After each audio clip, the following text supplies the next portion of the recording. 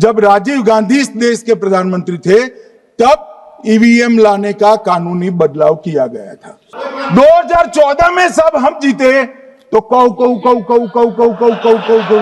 संसद में चुनाव सुधारों पर बहस हुई। ईवीएम पर सवाल उठाने वाले विपक्ष के कई नेता अब बैलेट पेपर से चुनाव करवाने की डिमांड कर रहे हैं।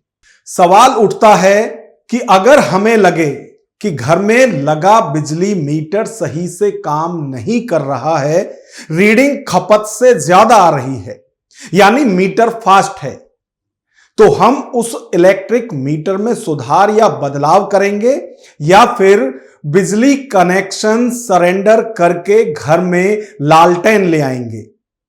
क्या ईवीएम छोड़कर बैलेट पेपर से चुनाव कराने की विपक्ष की मांग देश को बिजली छोड़ लालटेन युग में ले जाने जैसी नहीं है?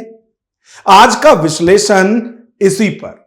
नमस्कार, मैं हूं नागेंद्र भाटी। संसद में चुनाव सुधार पर चर्चा हुई।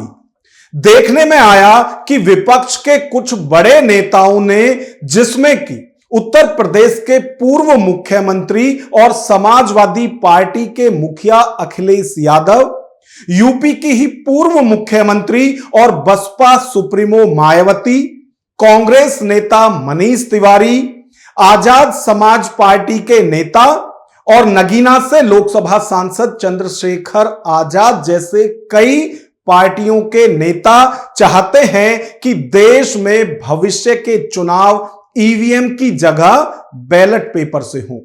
इलेक्ट्रॉनिक चीजों पे बहुत सवाल खड़े हो रहे हैं और केवल भारत के अंदर लोकतंत्र में नहीं, दुनिया के लोकतंत्र में। और ये जो लोग कुछ कह रहे हैं इलेक्ट्रॉनिक की बात और टेक्नोलॉजी की बात कर रहे हैं, मैं उनसे कहना चाहता हूं कि भारत और जर्मनी की तुलना कर लें, भारत और अमेरिका की तुलना कर लें, भारत की और जापान की तुलना कर लें, हम कहां खड़े हैं। अगर वो संपन्न देश जो टेक्नोलॉजी में हमसे कई गुना आगे हैं, अगर वो स्वीकार नहीं कर रहे ईवीएम, तो आखिरकार हम ईवीएम को क्यों स्वीकार कर रहे हैं?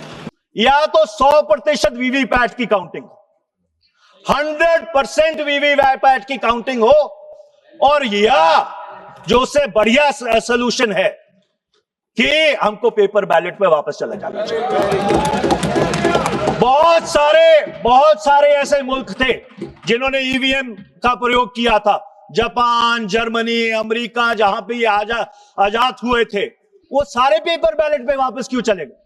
बैलेट पेपर से चुनाव कराने में क्या आपत्ति है? उन्होंने कहा कि समय कम लगता है ईवीएम के जरिए। तो जब आप 7 फेज में चुनाव कराते हैं, जो फर्स्ट फेज में जो वोट करता है उसको 2 महीने इलेक्शन के रिजल्ट के लिए इंतजार करना पड़ता है, फिर क्या दिक्कत है?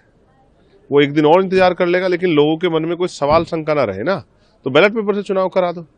उत्तर प्रदेश की पूर्व मुख्यमंत्री मायावती ने भी चुनाव सुधार पर ट्वीट किया है। मायावती का कहना है कि ईवीएम के बजाय बैलेट पेपर से चुनाव होने चाहिए, क्योंकि जनता का भरोसा लगातार ईवीएम से उठ रहा है। साथ ही साथ वो ये भी कह रही हैं कि यदि अभी यह संभव नहीं है कि ईवीएम छोड़कर बैलेट पेपर पर जाया जाए, तो इसके लिए वो एक सजेशन और दे रही हैं कि इसके लिए यह हो सकता है कि ईवीएम के साथ वीवीपैट का मिलान कराया जाए, यानी कि जो ईवीएम में वोट पड़ी हैं, क्या वो उसके साथ मिलती हैं जो वीवीपैट साथ में जो एक स्लिप गिरती है बॉक्स के अंदर, तो वो कहती हैं कि इन सब का मिलान कराया जाए। और वो तो ये भी कहती हैं कि इलेक्शन कमीशन जो इस पर तर्क देता है कि इसमें वक्त बहुत ज्यादा लगेगा, वो तर्क संगत नहीं है। जनता के भरोसे को बनाए रखने के लिए यदि कुछ वक्त लगता भी है तो वो चुनाव आयोग को लगाना चाहिए। विपक्ष लगातार ईवीएम पर सवाल उठाता रहा है और 2014 के बाद से तो इसकी बाढ़ सी आ गई है कि अलग अलग पार्टी के नेता ईवीएम पर सवाल उठाते रहे हैं। अब इसको लेकर जब चुनाव सुधार पर चर्चा हो रही थी संसद के अंदर, तो लोकसभा में गृह मंत्री अमित शाह ने भी इस पर बयान दिया है। उनका कहना है कि 1989 में ईवीएम को राजीव गांधी लेकर आए थे, तो जो लोग विरोध कर रहे हैं, खास तौर से कांग्रेस के लोग, वो सिर्फ ईवीएम का विरोध नहीं कर रहे हैं, बल्कि वो राजीव गांधी का भी विरोध कर रहे हैं। अमित शाह ने कहा कि ईवीएम को एक्सेप्ट करने में बहुत वक्त लगा। आप इसको ऐसे समझिए कि 1989 में राजीव गांधी ईवीएम लेकर आए, लेकिन उसके बाद 1998 में मध्य प्रदेश, राजस्थान और दिल्ली की मात्र 16 विधानसभाओं में ईवीएम का ट्रायल किया गया था और उसके बाद 2004 के आम चुनाव ईवीएम पर हुए थे। तो अब अमित शाह कह रहे हैं कि 2004 और 2009 के जो ईवीएम से ही मतदान हुए थे, जो आम चुनाव हुए थे, उनमें दोनों बार कांग्रेस की सरकार रही। 10 साल लगातार कांग्रेस और उसके घटक दलों की सरकार रही, लेकिन उसके बाद जो चुनाव हुए उन पर लगातार विपक्ष सवाल उठाता रहा है। तो एक बार संसद में अमित शाह ने इस पर क्या कहा, वो भी आप सुनिए।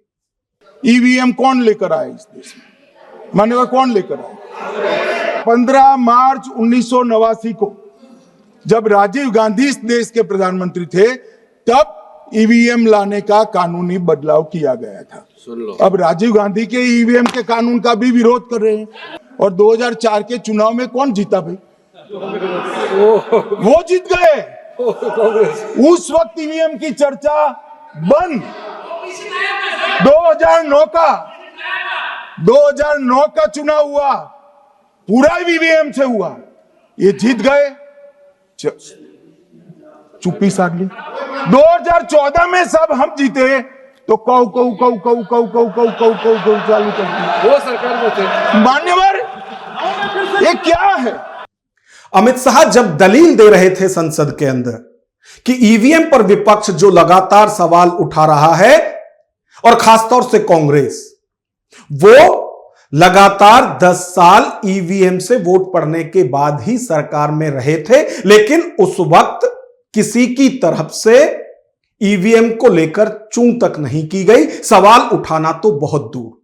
तो जब अमित शाह लोकसभा में ये बयान दे रहे थे, उस वक्त उन्होंने सब कुछ बताया कि विपक्ष कैसे लगातार ईवीएम पर सवाल उठा रही है, लेकिन वो ये बताना भूल गए कि ईवीएम पर भरोसा सिर्फ विपक्ष का ही कम नहीं हो रहा है, बल्कि बीजेपी की तरफ से भी इसको लेकर सवाल उठाए गए थे और बीजेपी के शीर्ष नेता एलके आडवाणी की तरफ से भी ईवीएम पर सवाल उठाए गए थे, ईवीएम की विश्वसनीयता पर सवाल उठाए गए थे।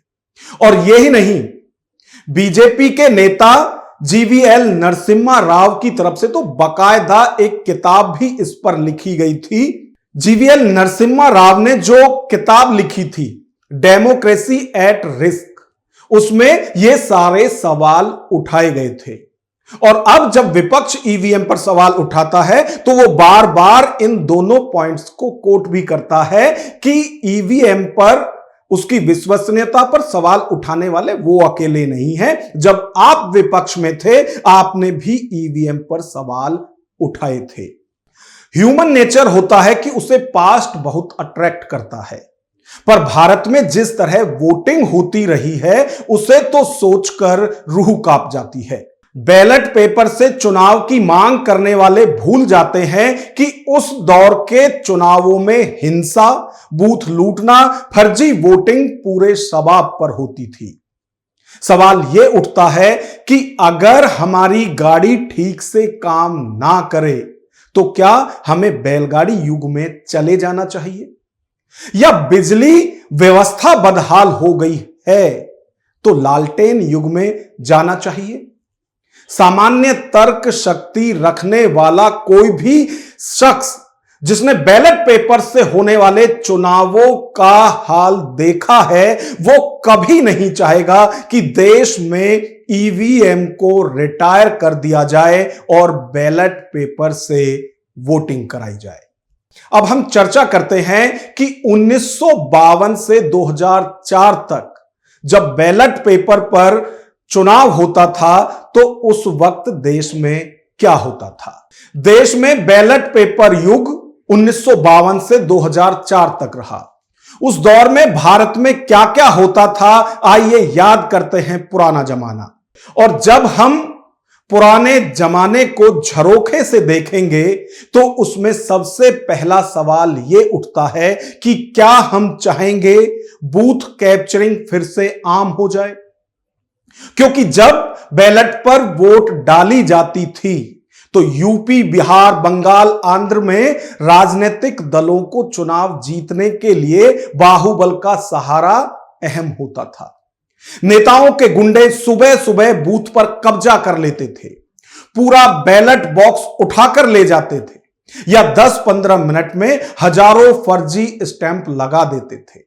1980-90 के दशक में बिहार में एक ही बूथ पर 2500 से 3000 फर्जी वोट डल जाते थे। पुलिस खड़ी देखती रहती थी। बाद में बूथ लूटने में मास्टरी करने वाले नेताओं की जगह खुद नेता बनने लगे। इसका नतीजा हुआ कि विधायिका और संसद में आधे से अधिक दागी लोग पहुंचने लगे। तो क्या हम उस युग में वापसी करने की राह पर हैं? यह एक अहम सवाल है। दूसरा सवाल यह है कि क्या हम चाहेंगे कि मतदान के लिए अंतहीन समय लगे? आपको याद होगा जब बैलेट पर वोट पड़ती थी तो परिणाम आने के लिए या जो काउंटिंग है उसमें कितना समय लगता था। उस दौर में मतदान करने में बहुत टाइम लगता था। इसके कारण इतनी भीड़ लग जाती थी कि सबको वोट देने का मौका ही नहीं मिल पाता था। एक व्यक्ति को बैलेट लेना, पीछे जाना, स्टैंप लगाना, मोड़ना, बॉक्स में डालने में औसतन 4 से 5 मिनट लगता था। दोपहर 2 बजे तक लाइन इतनी लंबी हो जाती थी कि लाखों लोग वोट ही नहीं डाल पाते थे। 1996 में कई जगह टर्न आउट 30 से 35% तक गिर गया था। तो क्या हम उस युग में वापसी की राह पर हैं? यह सवाल नंबर 2 है। जब बैलेट से वोट डाली जाती थी उस वक्त इनवैलिड वोट बहुत होती थी। उसका कारण यह था कि जब स्टांप लगाते थे तो उसकी शाही दूसरे चुनाव चिन्ह पर भी लग जाती थी, जिसमें कि यह जस्टिफाई नहीं होता था कि वोट मतदाता द्वारा किसको डाली गई थी, लिहाजा वो इनवैलिड हो जाती थी। और उस दौर में देखा गया था कि गलत जगह स्टैंप, ज्यादा स्टैंप, कम स्टैंप, फटा बैलेट आदि के चलते औसतन 6 से 12% वोट इनवैलिड हो जाते थे। 1991 के लोकसभा चुनाव में कुल 9.2% वोट इनवैलिड हुए थे, यानी लगभग 4.5 करोड़ वोट बेकार। आज की तारीख में यह 10 से 12 करोड़ होगा। तो जो लोग बैलेट पेपर पर वापसी की राह चुनना चाहते हैं, क्या वो उस युग में फिर से वापस जाना चाहते हैं? सवाल यह भी कि क्या हम चाहेंगे कि काउंटिंग में 4 से 10 दिन लगे? आपको याद होगा जब बैलेट पेपर से वोटिंग होती थी उस वक्त काउंटिंग में कितना वक्त लगता था। 543 लोकसभा सीटों और हजारों विधानसभा सीटों के बैलेट गिनने में कई दिन लगते थे। 1998 में राजस्थान में काउंटिंग 9 दिन तक चली। इस दौरान हॉर्स ट्रेडिंग, धांधली, बॉक्स बदलने के आरोप आम हो जाते थे। तो क्या हम उस युग में वापस जाना चाहते हैं? सवाल तो यह भी कि क्या हम चाहेंगे कि कागज की भयानक बर्बादी हो?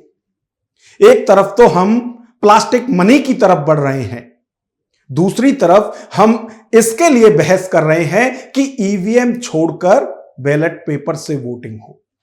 और जो कागज की बर्बादी की हम बात कर रहे हैं, 1999 के लोकसभा चुनाव में अकेले 80 लाख किलो कागज इस्तेमाल हुआ था। हर चुनाव में लाखों पेड़ कटते थे और अरबों रुपए सिर्फ छपाई पर खर्च होते थे। क्या आज की तारीख में इस तरह की बर्बादी कोई बर्दाश्त करेगा? ये सवाल है और हर सवाल इस तरफ टर्न होता है कि क्या हम फिर से उस युग में जाना चाहते हैं? तो लगातार जो विपक्षी दल ये मांग कर रहे हैं कि ईवीएम पर विश्वसनीयता कम हो गई है, ईवीएम से वोट चोरी होती है, ईवीएम से बड़े लेवल पर धांधली होती है, लिहाजा अब ईवीएम को रिटायर करके बैलेट पेपर से वोटिंग कराई जाए। और इसके लिए कांग्रेस अकेली ये मांग नहीं कर रही है, बल्कि जो दूसरे दल हैं विपक्ष में, उन सब की तरफ से यह मांग की जा रही है कि ईवीएम को छोड़कर अब बैलेट पेपर से चुनाव होने चाहिए। ऐसे में हम आपकी राय जानना चाहते हैं कि क्या ईवीएम को छोड़कर हमें फिर से बैलेट पेपर के युग पर वापसी करनी चाहिए? क्योंकि दलील इसमें दी जा रही है कि ऐसे कई देश हैं जिन्होंने ईवीएम को छोड़कर बैलेट पेपर की राह चुनी है, क्योंकि बात जनता के भरोसे की है, जनता के विश्वास की है। तो इस पर आपकी क्या राय है? कमेंट बॉक्स में हमें जरूर बताएं। नमस्कार।